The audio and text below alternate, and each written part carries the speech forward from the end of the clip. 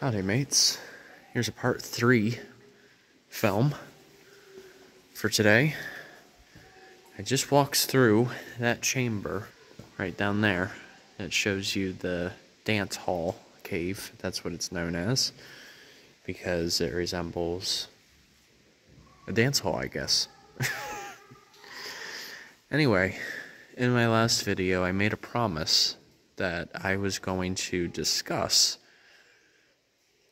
the subject of bats, or the study of chiroterology, which specializes in, as you guessed it, bats.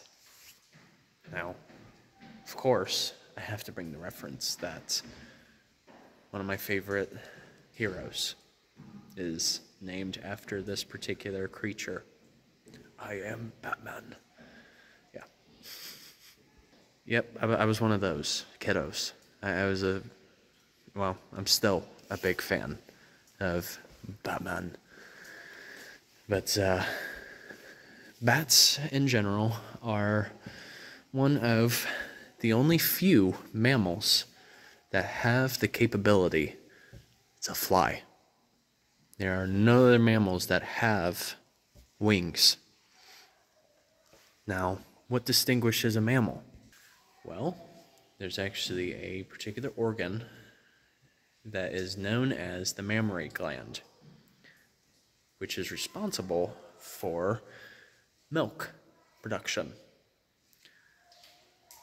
No other category of living things, whether they are insects, reptiles, or even avian,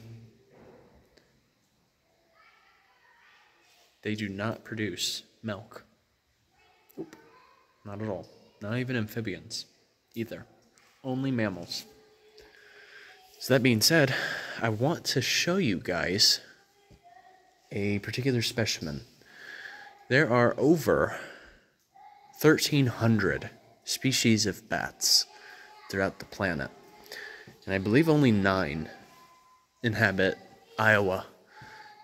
And one of them is the brown bat. Hold on a second. Alright. We're going to be very careful. But right up there, we have an example of a brown bat, one of the most common species in the state of Iowa. There we go. There you go. You got to see it. I'm just trying to not shine too much light on the bat so that I don't disturb it. Right now it's sleeping. They're known to be nocturnal creatures. And as you may have guessed, most of them don't have the best vision. This is referring to all species.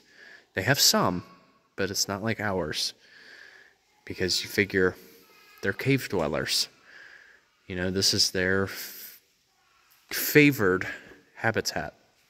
They prefer some of those cooler temperatures.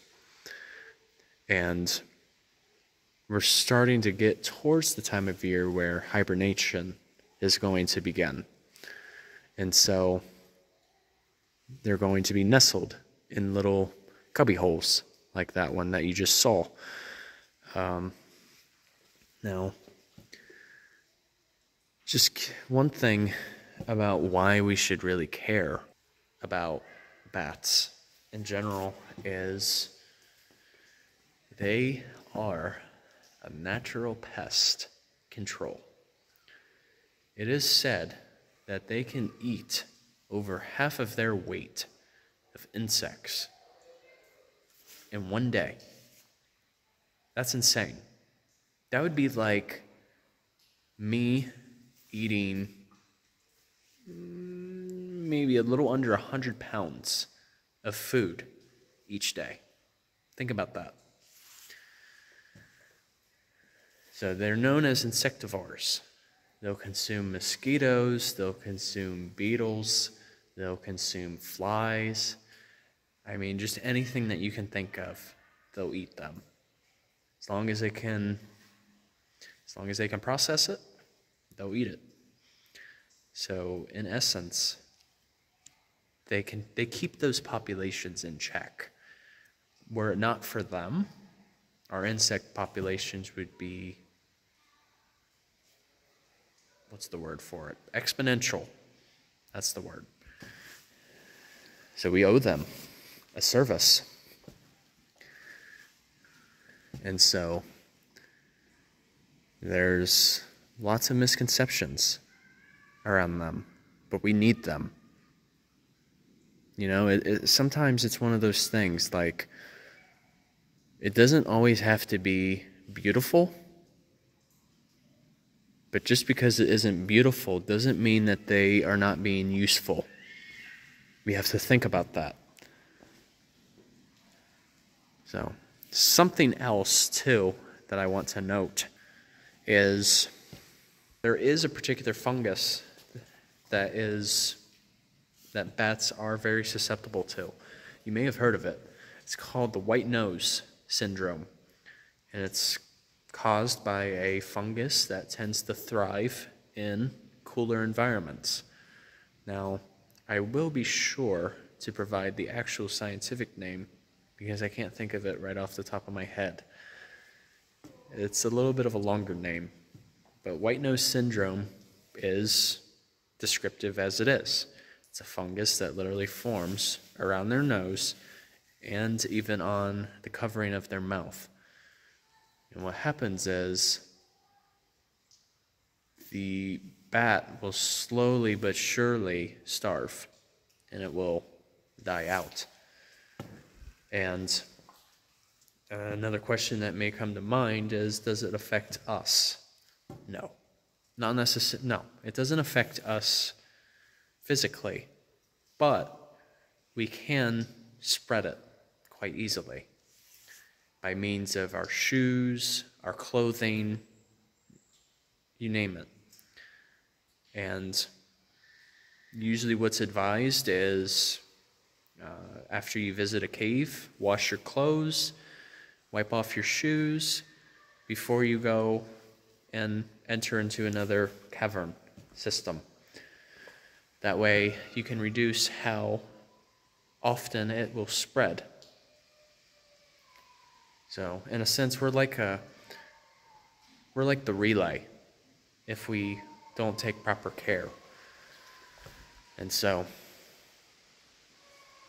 yeah, this is actually in honor of Bat Week as part of National Park Service.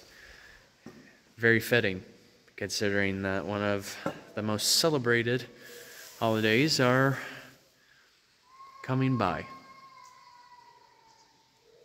So, all right. Have a good one. Take care. And of course, Journey on a Journey is onwards. Take care, folks. See ya.